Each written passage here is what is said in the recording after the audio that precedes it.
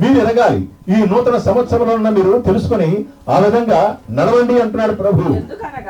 ఎందుకనగా తన కుమారుడు అనేక సహోదరుల్లో జ్యేష్ఠుడున్నట్లు దేవుడు ఎవరిని ముందుగా ఎరిగనో వారు తన కుమారునితో సారూప్యం గలవారొకటకు ముందుగా నిర్ణయించెను.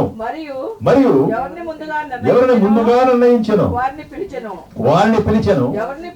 ఎవరిని పిలిచెను వారిని నీతిమంతులుగా తీర్చెను. ఎవరిని నీతిమంతులుగా తీర్చెను వారిని మహిమపరిచెను. దేవునికి స్తోత్రం కలుగును గాక. నీకు మహిమా భూషణ కిరీటం అక్కడ వచ్చింది. దేవునికి స్తోత్రం. కనుక దేవుడిలారా జాగ్రత్త గమనించండి. నా ప్రియమైన కుమారుడు యేసునాథుని ఈ లోకంలోనికి పంపించాను. నా ప్రియమైన కుమారుడు ఎందు నేను ఆనందించు ఉన్నాను. అతని పరిశుద్ధునిగా ఉన్నాడు, జీవించాడు. కాబట్టి దేవుడిలారా నేను అతనిలో నివాసం ఉన్నాను. ప్రభు చెప్తున్నాడు యోహాను సువార్త 8వ అధ్యాయము 29వ వచనము. దేవునికి స్తోత్రం కలుగును గాక. నేను ఎల్లప్పుడూ తండ్రికి ఇష్టమైన కార్యములు చేయించున్నాను గనక ఆయన నాయన నుండి కార్యాలను చేయించున్నాడు అన్నాడు ప్రభు. నన్ను పంపినవాడు నాకు తోడై ఉన్నాడు. ఆయనకి ఇష్టమైన కార్యములు నేను ఎల్లప్పుడూ చేయదును గనక ఆయనను ఒంటరిగా విడిచిపెట్టలేదు. దేవునికి స్తోత్రం కలుగును గాక. యేసయ్యలో ఎవరున్నారు? తండ్రి తనలో నివాసం ఉన్నాడు. నన్ను పంపిన తండ్రి నన్ను విడిచిపెట్టలేదు. ఆయన నాలో ఉన్నాడు. తండ్రి నేను ఏకమై ఉన్నాము. ఆ తండ్రి ఆయనకి ఇష్టమైన కార్యాలు నేను చేస్తున్నాను కనుక ఆయన నాయన నుండి ఈ అద్భుతములు జరిగించుతూ ఉన్నాడు. చనిపోయిన వారిని బ్రతికిస్తూ ఉన్నాడు.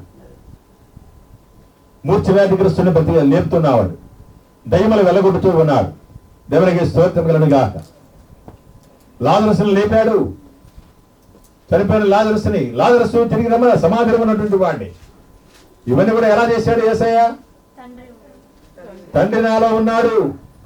ఆయన కార్యములు ఇవన్నీ కూడా నా కార్యాలు కాదు అన్నాడు. అలాగే యేసుక్రీస్తు సారూప్యంలోనికి నిన్ను మార్చాలని దేవుడు కోరుతూ ఉన్నాడు. పిలిచాడు ముందుగా నిన్ను. ఇవాళ పిలుస్తున్నాడు. కరుణ పిలిచాడు. ఇవాళ బాప్టిజం ఇవ్వాలి ఆయనకి. దేవునికి స్తోత్రం కలుగును గాక. దేవుని సంకల్పంలో ఆయన ఉన్నాడు. దేవుడు పిలిచాడు. ఆయన ముందుగా పిలిచాడు. ఎరిగాడు ముందుగా. దేవుడు ఎవరిని ముందుగా ఎరిగనో వారిని పిలిచెను. ఎవరిని పిలిచెను? నీతిమంతులుగా తీర్చెను. ఎవరిని నీతిమంతులుగా తీర్చెను? వారిని మహిమపరిచెను. ఇదంతా నేను చేశాను కదా. గత సంవత్సరంలో మీరందరూ కూడా మరి చాలా సార్లు నా వాక్యాన్ని విన్నారు కదా. నాకు వాక్యం విన్న తర్వాత మీరు ఎందుకు నా మహిమలు నడచడం లేదు? మీరు నీతిమంతులుగా తీర్చిన తర్వాత నేను మీతో ఉంటున్నాను కదా, మీలో ఉంటున్నాను కదా. మరి నేను నడుస్తుంటే ఏమి ముందు నడుస్తున్నవి? నా పాదముల దగ్గర నుంచి ఏమి లేస్తున్నవి? నా చుట్టూ ఏమి ఉన్నది? ఏ వాయువు ఉన్నది? మరి నీ చుట్టూ లేదేమి? నీ పాదాల దగ్గర నుంచి అగ్ని లేవట్లేదేమి? నువ్వు వస్తుంటే ఎవరు తొలగటం లేదేమి? ఏమిటి? దేవునికి స్తోత్రం కలుగును గాక. ఎవరికి భయం లేదేమి? యేసయ్య వస్తుంటే అందరూ దాడిచ్చారు కదా అందరికి. దేవునికి స్తోత్రం కలుగును గాక. యేసయ్య కోసం పరుగున వచ్చారు కదా జనమంతా కూడా. మరి నువ్వంటే ఎందుకు రావడం లేదు? నీ దగ్గరికి ఎవరు రావట్లేదు? అయ్యా మా కుమారుడు బాగాలేదయ్యా, అయ్యా ప్రార్థన చేయండి అని చెప్పి ఎందుకు రావట్లేదు నీ దగ్గరికి? ఎందుకు నువ్వు నన్ను మహిమపరచలేకపోతున్నావు? నేను నీలో ఉంటే నేను ఆ కార్యాలు చేయలేనా? యేసయ్యలో ఉన్న వాళ్ళను, యేసయ్య సారూప్యంలోకి నుండి మార్చేటువంటి వాళ్ళను మరి నేను అద్భుతమైన కార్యములు నీతో ఉండి నేను చేయలేనా? ఎందుకని మీరు చేయటం లేదు? సకల ప్రజలు నన్ను ఎరుగునట్లుగా నన్ను ఎందుకు మీరు మహిమపరచడం లేదు? ఇది ప్రభు అడుగుతున్నాడు. దేవునికి స్తోత్రం కలుగును గాక. నూతన సంవత్సరంలో ఇవన్నీ కూడా మీ పట్ల జరగాలని దేవుడు కోరుతూ ఉన్నాడు. దేవునికి స్తోత్రం. హల్లెలూయా, హల్లెలూయా. కనుక దేవుడిలారా యేసుక్రీస్తు సారూప్యంలోనికి మార్చబడినప్పుడు యేసుక్రీస్తు ఎన్ని కార్యములు, ఎన్ని అద్భుతములు, ఎన్ని సూచక్రియలు జరిగించాడో అవన్నీ కూడా మన పట్ల కూడా జరగాలి కదా. అపోస్తలుల పట్ల జరిగించాడు కదా ప్రభు. వారికి తోడుగా ఉండి వారి వాక్యాన్ని ప్రకటించుండగా వారు వాక్యమును స్థిరపరచు సూచక్రియల మహత్కారం అన్ని కూడా జరిగించాడు కదా. అపోస్తలులు పౌలు వెళ్తూ ఉన్నారు. పౌలు వెళ్తుండగా రోగులు ఏం చేశారు? ఇంటి దగ్గర రోగులు ఉన్నారట. రోగులు ఇంటి దగ్గర తీసుకురావడానికి వీలు లేకపోయింది. ఆయన బజారుకు వచ్చేసాడు. అయ్యో వచ్చేసాడే, మన పిల్లగాన్ని తీసుకురావడానికి వీలు లేకపోయిందే అని చెప్పి గబగబా పరిగెత్తి వాడు జోబులో కచ్చిపుంటే ఆయన తాకిచ్చేసి గబగబా పరిగెత్తిపోయి ఇంటికి వెళ్ళి వాడు మీద వేశారంట. వాడు బాగుపడ్డాడు. ఇదేంటి? పౌలు చేత విశేషమైన అద్భుతములను చేయించను.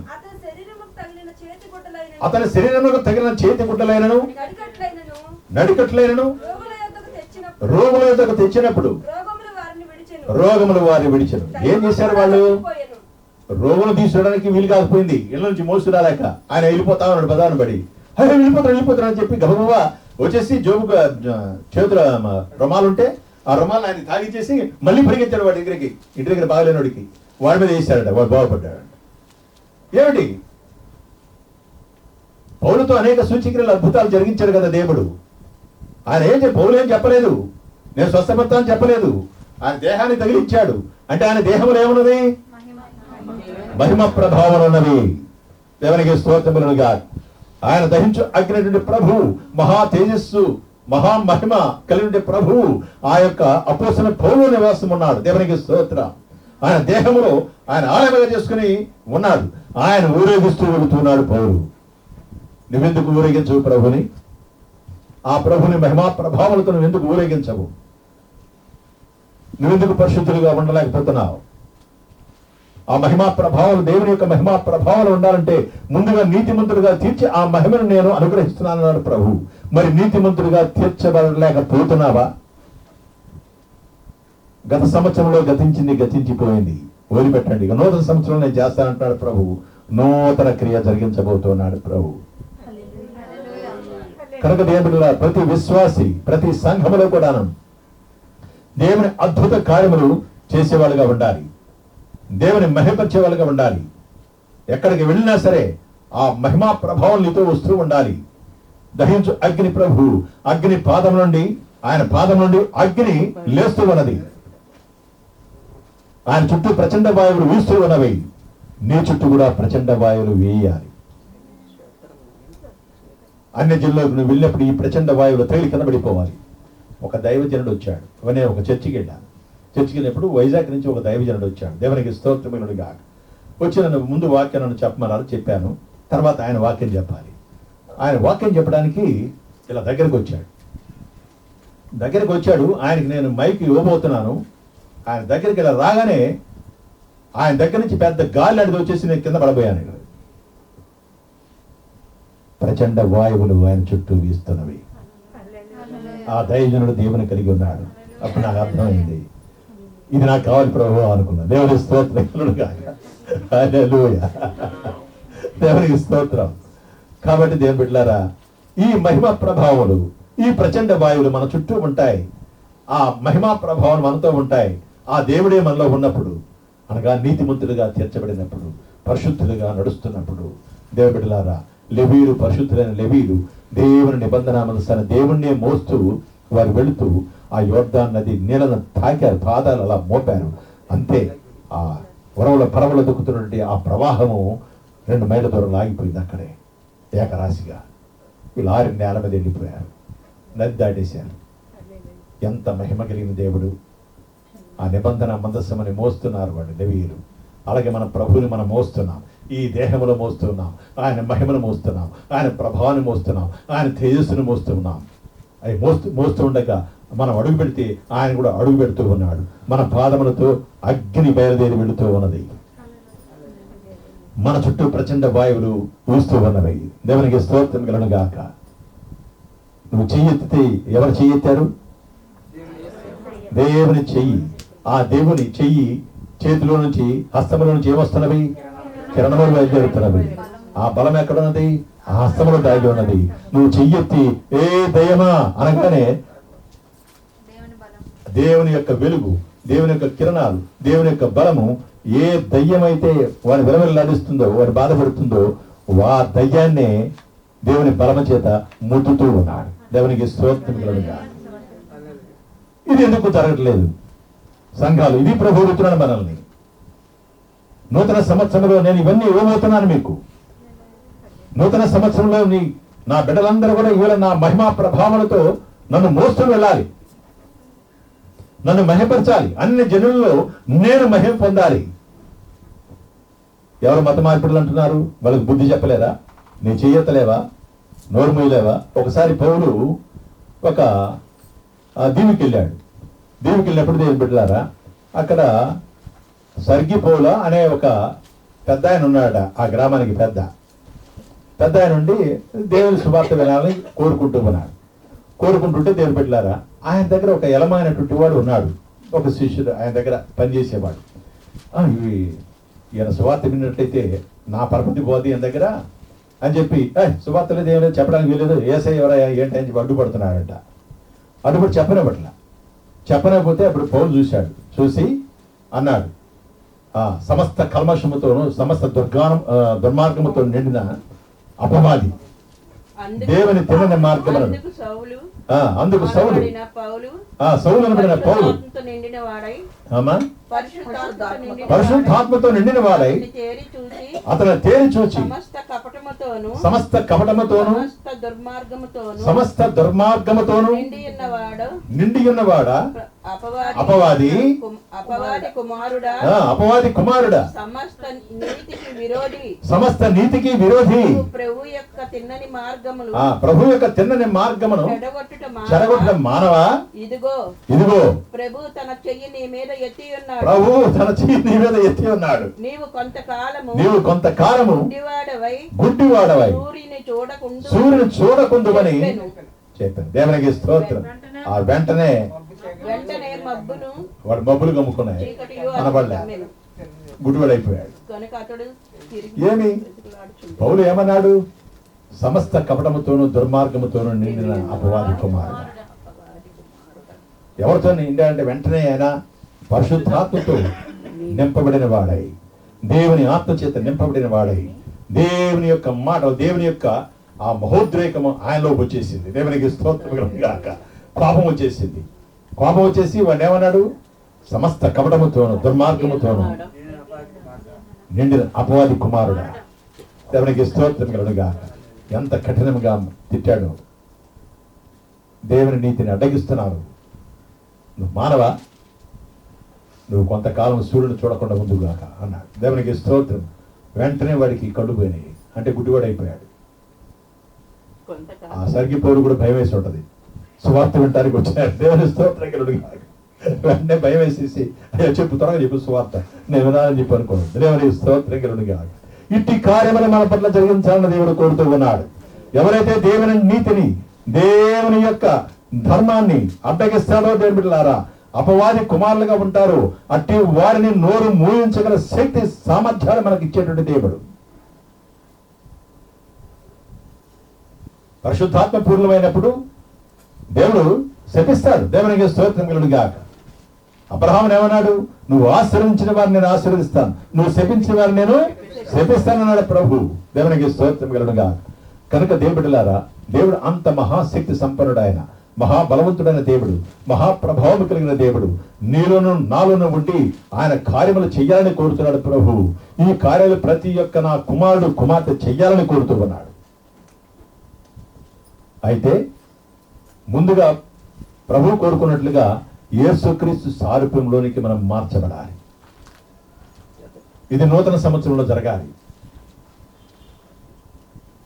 ఇంకా మనము అవసరాల గురించి, వాటి గురించి, వీటి గురించే మనం అడుగుతూ ఉన్నాం. అది దేవుడికి బాధగా ఉంటున్నాం. దేవునికి స్తోత్రం. ఆయన కార్యములు ఎప్పుడు చేసేది మనము?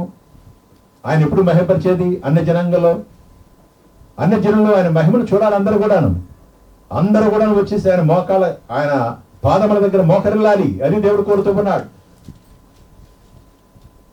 ఆయన నామమున అందరి మోకాళ్ళు వంగాలి. దేవునికి స్తోత్రం కలుగుగా. అపోస్తలుడు పేతురు పెంతెకొస్తు దినమున దేవుని బిడ్డలారా, వాళ్ళు దాదాపుగా 120 మంది వాళ్ళు మేడపై గది మీద ఏక మనస్సుతో, ఏక తాత్పర్యంతో ప్రార్థన చేస్తూ ఉన్నారు. ఏక మనస్సు, ఏక తాత్పర్యము. ప్రభు చెప్పాడు, పైనుండి శక్తి వచ్చే వరకు కూడా మీరు యెరూషలేములో ఉండండి, మీరు వెళ్ళొద్దు అన్నాడు ప్రభు. చెప్పినట్టు విన్నారు, విని కనిపెడుతూ ఉన్నారు. పెంతెకొస్తు దినం వచ్చి 10 దినాలు అయిపోయినవి.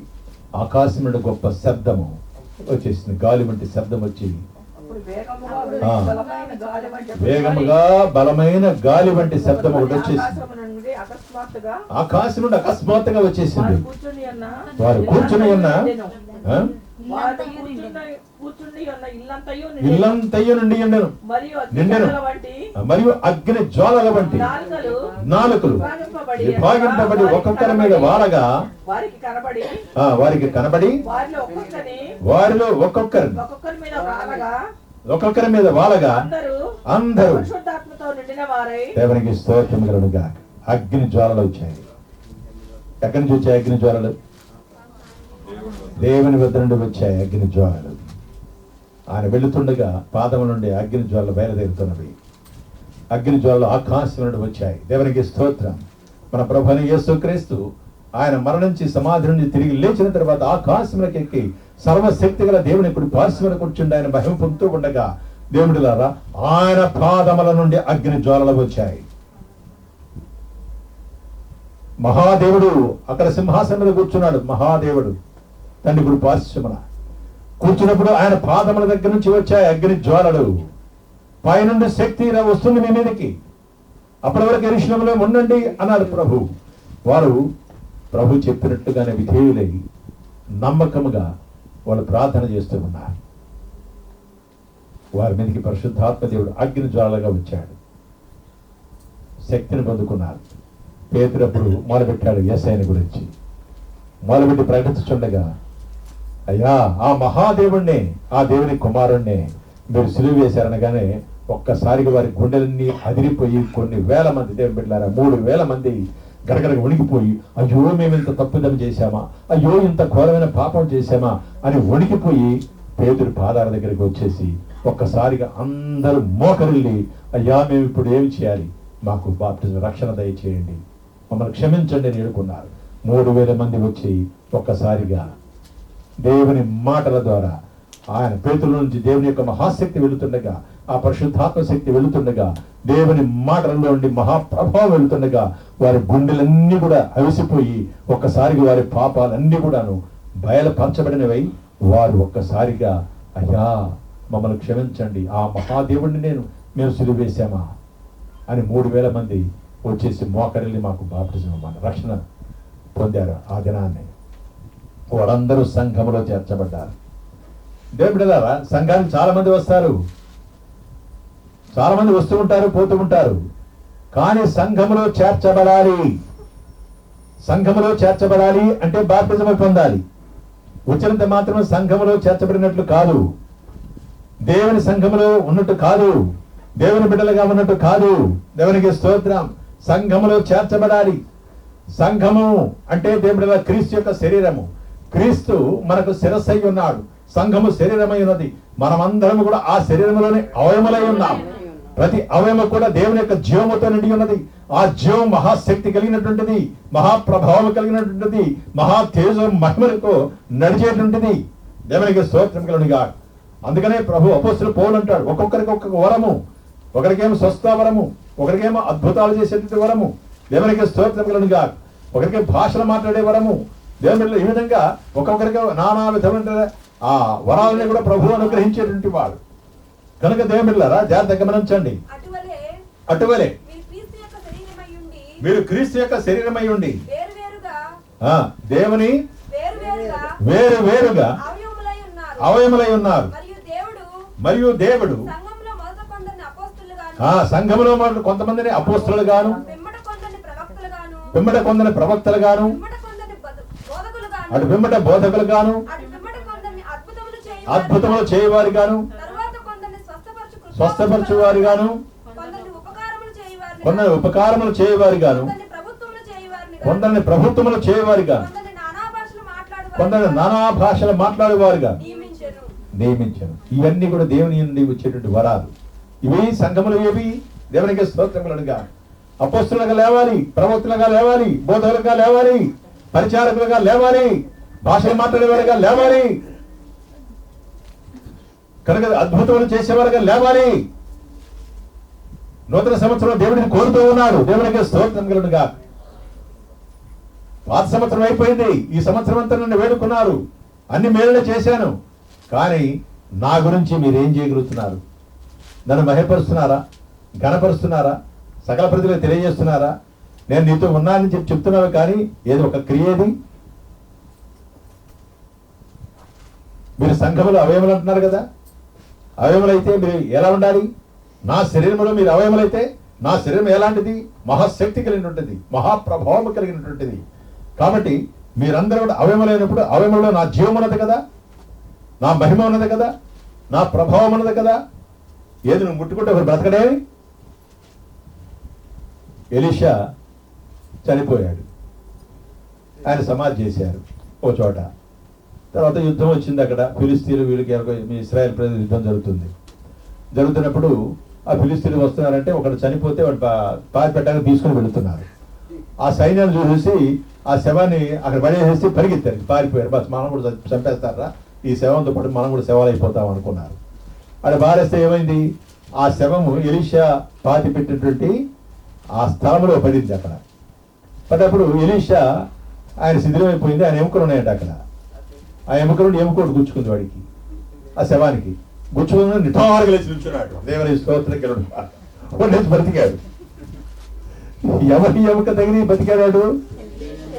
ఎలీషా. ఎలీషా గొప్ప ఆయన దేవుని ప్రవక్త, దేవునికి స్తోత్రం గలనుగా, దేవుని సేవకుడు, ఆయన పరిశుద్ధుడైనటువంటి వాడు. ఇశ్రాయేలు ప్రజలకి ప్రవక్తగా ఎన్నిక చేయబడి ఏలియా తర్వాత అతన్ని ప్రవక్తగా ఎన్నిక చేసుకున్నాడు ప్రభు. అలాంటి ప్రవక్త చనిపోయినప్పటికీ దేవుని యొక్క జీవము అతని ఎముకలో ఉన్నది కనుక ఆ ఎముక ఇతనికి గుచ్చుకోగానే ఆ దేవుని యొక్క జీవము ఇతన్ని బ్రతికించింది, చనిపోయిన వాడిని. ఎలీషా యొక్క సమాధిలో ఉంచగా ఎలీషా శైల్యం ఒకటి తగిలినప్పుడు అది తిరిగి బ్రతికి కాళ్ళు మోపి నిలిచాడు. దేవుని లేచి నిల్చున్నాడు. దేవుని స్తోత్రం గెలుడు గాక.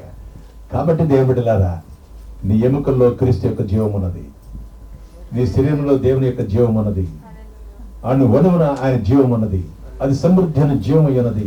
నేను తాకితే అపోస్తలుడు పౌలు తాకినట్టుగానే ఆయన చేతిగుడ్డలు తాగించి వెనకొచ్చేసి ఇలా తాగించుకొని వెళ్ళిపోతారన్నమాట. వాడు రోగులు ఉన్నవాడు ఇంటికి తీసుకుని వాడి మీద వేస్తున్నారు, వాడు బతుకుతా ఉన్నాడు, రోగాలు నయమైపోతా ఉన్నాయి.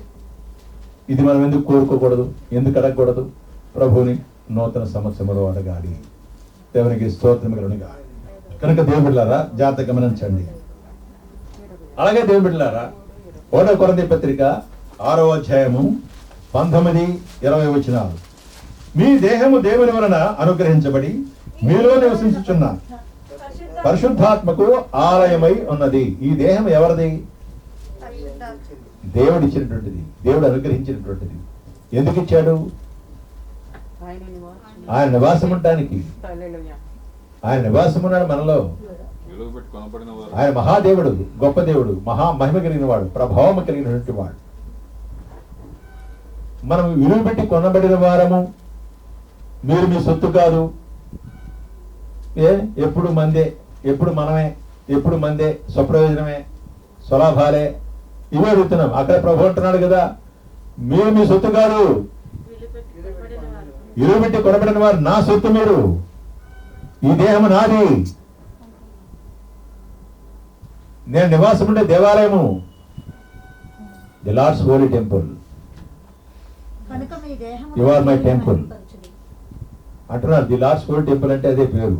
ఎందుకు వచ్చిందో తెలియదు నాకు. దేవుని స్తోత్రం కనుక ది లార్డ్స్ హోలీ టెంపుల్ పేరు పెట్టమని చెప్పి నన్ను చాలా తీవ్రత నాలో కలుగు చేశాడు. ఆ పేరు ఏదో చర్చి పెట్టుకోవచ్చుగా. చాలా మంది యేసుక్రీస్తు ప్రార్థనా మందిరము అని పెడతా ఉన్నారు, అలాగే పెంతెకోస్తు మందిరము అంటున్నారు, ఏదేదో పెట్టు బెతస్తా మందిరము, ఇలా పేరు పెట్టుకున్నారు. మనకు ఎందుకు పెట్టలేదు ఆ పేరు? దేవుడు ఎందుకు ఇచ్చాడు? ఆలోచనిస్తున్నాడు, తీవ్రత కలుగు చేస్తున్నాడు. ఆ పేరు పెట్టిన దాకా ఊరుకోలేదు, ప్రింట్ చేసిన దాకా ఊరుకోలే ఆయన. The Lord's holy temple. ఈ మందిరమే కాదు Lord's holy temple, you are the Lord's holy temple. ప్రతి ఒక్కరూ దేవుని ఆలయము. ఆ దేవుడే వచ్చి నీ దేహంలో ఆ నివాసం ఉన్నప్పుడు ఆ మహిమా ప్రభావాలతో మనం వెళుతూ ఉన్నాం. సామాన్య విషయం కాదు. దేవునికి స్తోత్రం కలుగును గాక. అపోస్తలుడు పౌలు వెళుతున్నాడు, అద్భుతాలు జరిగినాయి. ఇక పేతురు వెళుతున్నాడు. పేతురు వెళుతుంటే నీడ ఎక్కడ పడుతుందో ఆ నీడ పడే వైపు కొడుకు పెట్టారు అందరు రోగులు తీసుకొచ్చేసి. అందుచేత పేతురు వచ్చుచుండగా జనులు రోగులను వీధుల్లోనికి వీధుల్లోనికి తెచ్చి వారిలో ఎవరి మీదనైనను అతని నీడయనను పడవలనని మంచముల మీదను పరుపుల మీదను వారిని ఉంచిరి. దేవుని స్తోత్రం.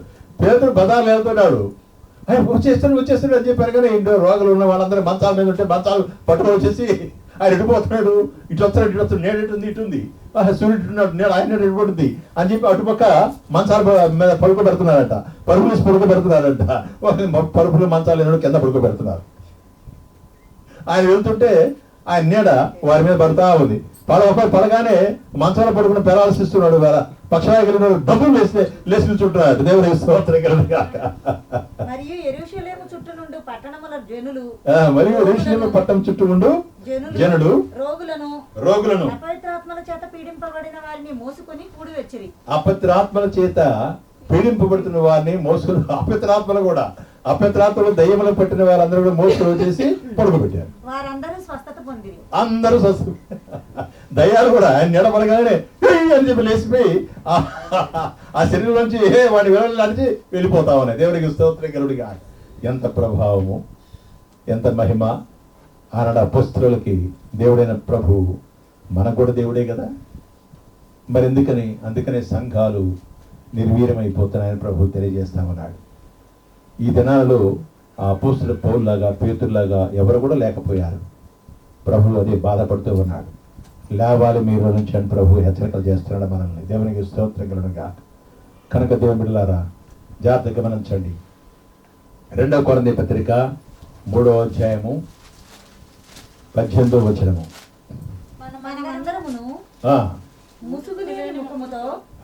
ప్రభువే ఆత్మ, ప్రభు యొక్క ఆత్మ ఎక్కడ ఉండును అక్కడ స్వాతంత్ర్యం ఉండును. మనమందరము ముసుగులేని ముఖముతో ప్రభు యొక్క మహిమను అద్దము వలె ప్రతిఫలింపజేయచ్చు, మహిమ నుండి అధిక మహిమను పొందుచు ప్రభువుకు ఆత్మ చేత ఆ పోలికగానే మార్చబడుచున్నాము. ఇది చాలా మోస్ట్ ఇంపార్టెంట్. ప్రభువే ఆత్మ, ఆ ఆత్మ ఎక్కడ ఉంటే అక్కడ స్వాతంత్రం ఉండను. అనగా పరిశుద్ధాత్మ మనలో నివాసం ఉన్నట్లయితే ఈ దేహములో మనకు స్వతంత్రమే. ఏ పాపము చేత మనము బందీలము కాదు, దేవుని బందీలము. మన ప్రభు సేవకులము, ప్రభు చెప్పినట్టుగా వినేటువంటి వాళ్ళము. అట్టి విధేయత వినయం మనలో వస్తున్నది. కనుక దేవుడిలారా ఆ ఆత్మ చేత మనం ఏ పోలికగా మార్చబడుతున్నామంటే మనమందరము ముసుగులేని ముఖముతో ప్రభు యొక్క మహిమను అద్దముల ప్రతిఫలింపజేయచ్చు. ప్రభులాగానే మనము మార్పు నొందుతూ ఉంటామట. దేవునికి స్తోత్రం కలుగుగా. ప్రభు మహిమ కలిగినటువంటి వాడు, ప్రభావం కలిగినటువంటి వాడు. ఆయన సారూప్యంలోనికి మనం మార్చబడుతూ ఉంటాం. ఎవరి చేత? ఈ ఆత్మ చేత. కనుక దేవుని బిడ్డలారా ఈ ఆత్మ, దేవుని యొక్క ఆత్మ లేకపోతే ఆయన సారూప్యంలోనికి మనం మార్చబడడానికి ఆధారం ఏమీ లేదు. పరిశుద్ధాత్మ దేవుని వలనే మనం యేసుక్రీస్తు సారూప్యంలోనికి మార్చబడేది. కాబట్టి దేవుని బిడ్డలారా ఆ మహిమ నుండి, ఆ ఆత్మ ద్వారానే మనకి మహిమ, దేవుని మహిమ వచ్చేది, క్రీస్తు మహిమ వచ్చేది. ఆ మహిమ నుండి అధిక మహిమను పొందుచు ప్రభువు ఆత్మ చేత ఆ పోలికగా మార్చబడుచున్నాం. యేసుక్రీస్తు పోలికగా మార్చబడాలి, యేసుక్రీస్తు సారూప్యంలోనికి మార్చబడాలి. యేసుక్రీస్తులో తండ్రి అయిన దేవుడు ఉండి అనేక గొప్ప కార్యములు, అద్భుత కార్యములు, సూచికల మహత్కారములు జరిగించాడు. కాబట్టి దేవుడిలారా మనమందరము కూడా అలా లేకపోయినట్లయితే దేవుని కార్యములు మన పట్ల ఏదీ చవి చూడలేము. ఇంకొక మాట చెప్తాను. హెబ్రీ పత్రిక 1వ అధ్యాయము 7-8